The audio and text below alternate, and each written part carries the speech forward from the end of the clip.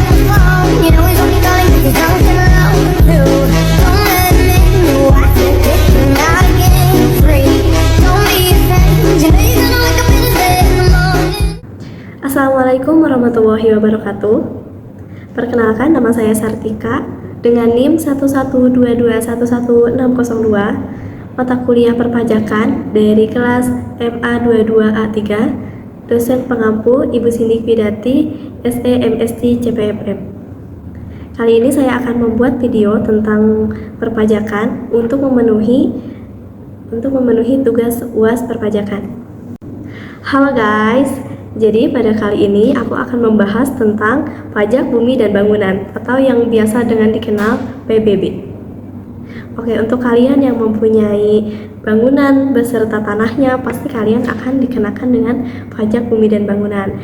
Untuk kalian yang tidak mengerti apa sih itu PBB, apa itu, bagaimana cara menghitung tarif pembayarannya. Oke, kali ini aku akan mengupas materi tentang pajak bumi dan bangunan. Apa sih yang dinamakan dengan pajak bumi dan bangunan? Mari kita simak sama-sama. Pajak bumi dan bangunan atau biasa disebut dengan PBB adalah pajak yang bersifat kebendaan, dalam arti besarnya pajak terhutang yang ditentukan oleh keadaan objek yaitu bumi dan bangunan. Juga ada yang menyebutkan PBB adalah sebuah biaya yang harus disetorkan atas keberadaan tanah dan bangunan yang memberikan keuntungan dan kedudukan sosial ekonomi bagi seseorang atau badan. Jadi, untuk kalian yang mempunyai tanah beserta bangunannya, pasti kalian juga akan dikenakan PBB. Dan PBB, tarif pembayaran per rumah itu berbeda-beda. Oke, langsung saja. Lalu selanjutnya, apa aja sih objek bumi dalam pajak bumi dan bangunan? Yang pertama, ini ada sawah. Yang kedua, ada ladang. Yang ketiga, kebun. Yang keempat, tanah. Yang kelima, perkarangan. Dan yang keenam, tambang.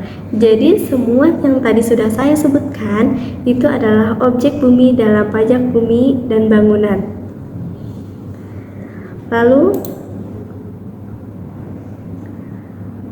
ada objek bangunan dalam pajak bumi dan bangunan. Yang pertama, rumah tinggal. Rumah yang kita tempati itu adalah objek bangunan. Yang kedua, ada bangunan usaha. Misalkan kita mempunyai PT atau perusahaan gitu, yang ininya bersifat bisnis gitu ya. Nah, itu adalah objek bangunan juga.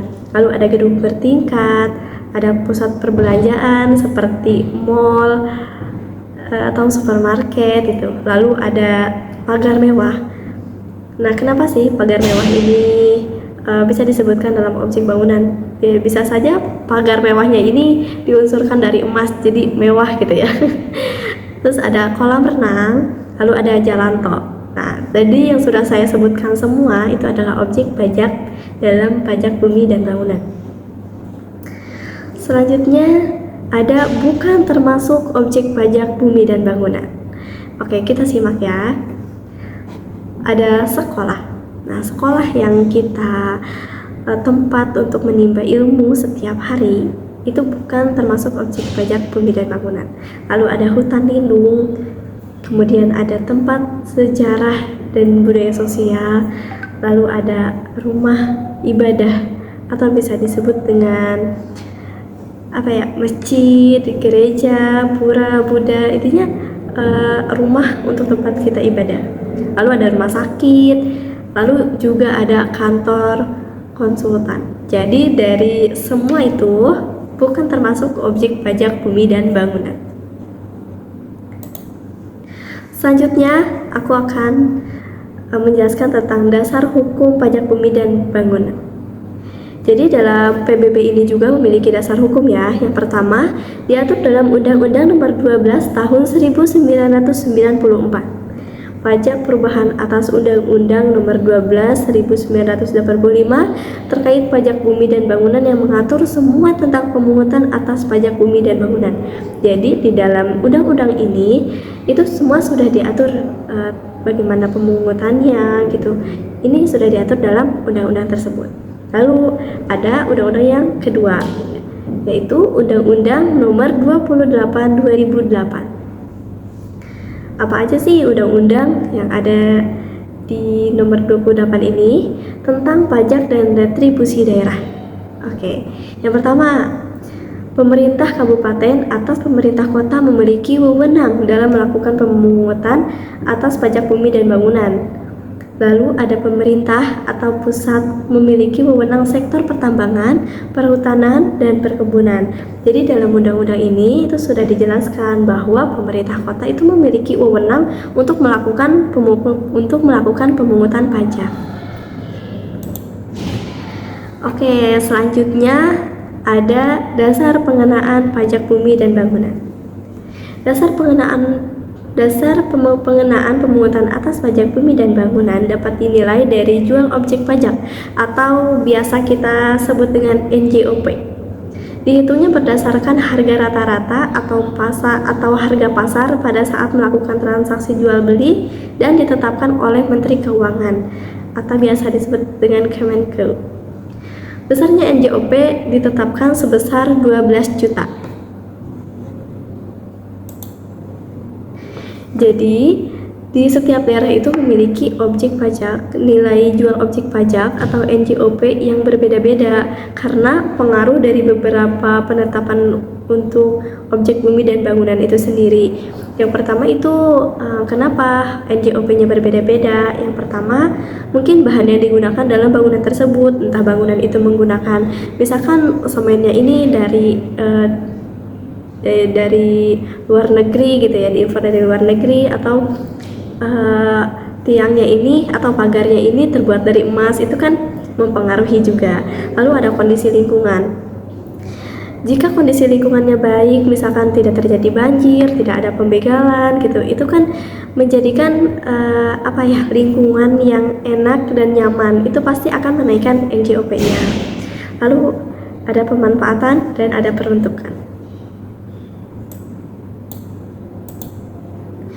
Nah, semuanya yang mempunyai objek pajak dan bangunan pasti masih bingung bagaimana cara menghitung tarif pajak PBB ini ya, atau tarif pajak bumi dan bangunan. Oke, jika NJOP-nya di bawah 1 miliar, ini PBB-nya itu ada rumusnya. Oke, kita pakai rumus yang pertama, yaitu PBB sama dengan NJOP, nilai jual objek pajak dikurangi nilai jual objek pajak tidak kena pajak, NJOP TKP dikali 20% dikali 0,5%. Kita bisa menggunakan rumus itu, tetapi kita akan mempermudah rumus yang ribet tadi pakai rumus yang sederhana.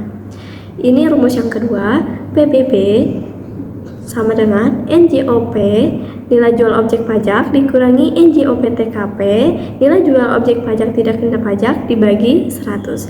Itu untuk NJOP di bawah 1 miliar. Bagaimana jika NJOP-nya itu di atas 1 miliar? Oke, begini rumusnya. PBB sama dengan NJOP, nilai jual objek pajak dikurang NJOP TKP, nilai jual objek pajak tidak kena pajak dikali 40% dikali lagi 0,5%. Nah, itu rumus yang bisa dipakai tapi lumayan ribet. Jadi kita memakai rumus yang simple aja. Ada rumus yang kedua, yaitu PBB dikurang PBB sama dengan NJOP dikurang NJOP TKP dibagi 500. Itu untuk menghitung NJOP di atas 1 miliar. Langsung saja, karena mungkin semuanya pusing bagaimana cara menghitung tarif pajak. Jika dijelaskan memakai studi kasus, mungkin ini akan lebih membantu kalian dalam mencerna apa yang saya bilang tadi ya. Untuk supaya lebih jelas, kita langsung praktekkan ke contoh soal. Ada contoh soal yang pertama, jika NJOP-nya di bawah 1 miliar. Kita simak bareng-bareng ya. Pak Nabi memiliki sebidang tanah 400 meter persegi dan luas bangunan 250 meter persegi. Harga tanahnya 500.000 per meter persegi dan harga bangunannya 500 per meter persegi. Jika nilai jual objek pajak tidak kena pajak atau NJOP TKP-nya 12 juta, hitunglah PBB terhutang Pak Nabil. Jadi kita akan mengetahui nih berapa PBB terhutang Pak Nabil.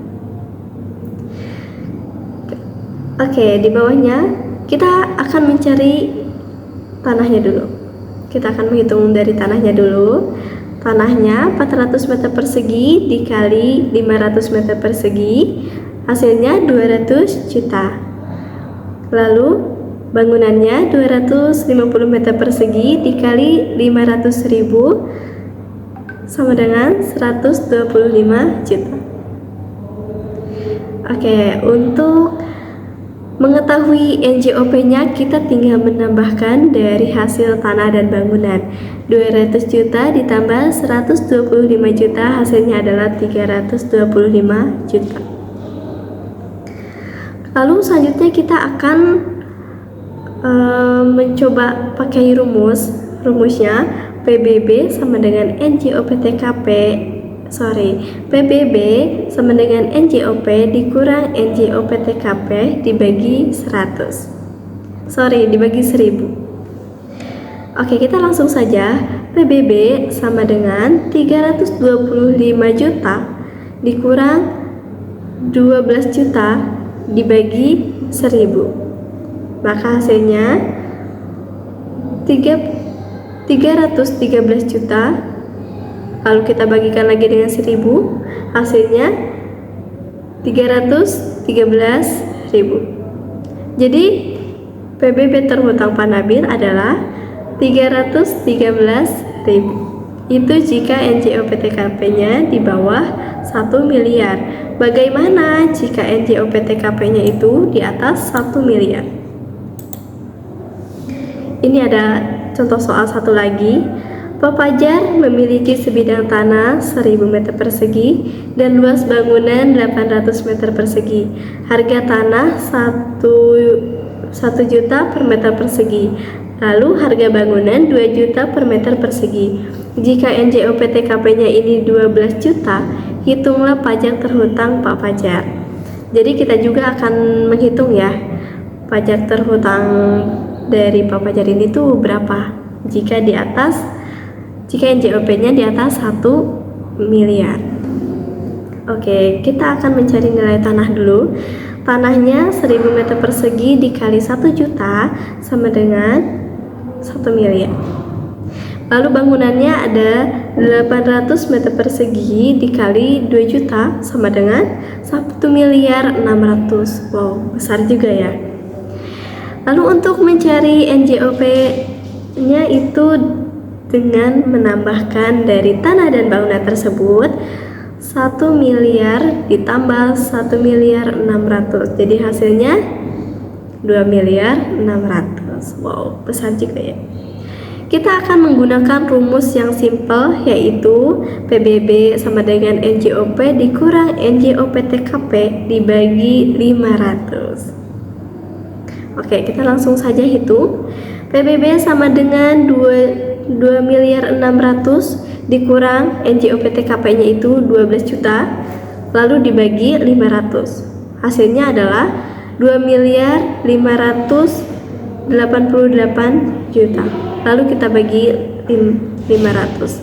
Hasilnya adalah 5.176.000. Jadi ini NJOP di atas 1 miliar, pajak terhutang Pak Fajar itu adalah total semuanya 5.176.000. Tadi materi yang sudah saya jelaskan, dari materi pajak bumi dan bangunan mungkin semuanya sudah bisa dimengerti bagaimana dari pengertian pajak bumi dan bangunan, lalu dasar hukumnya apa saja, lalu ada objek pajaknya itu apa aja, lalu bagaimana penghitungan tarif pajaknya itu sudah bisa dihitung, mungkin bisa dihitung sendiri sesuai dengan NJOP rumahnya itu entah di atas 1 miliar atau di bawah 1 miliar, itu bisa banget untuk dihitung sendiri. Sekian saja pembahasan dari saya mengenai pajak bumi dan bangunan. Semoga ilmu yang saya sampaikan bermanfaat untuk teman-teman semuanya.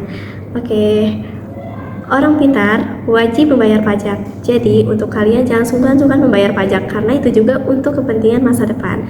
Oke, sekian, terima kasih. Wassalamualaikum warahmatullahi wabarakatuh.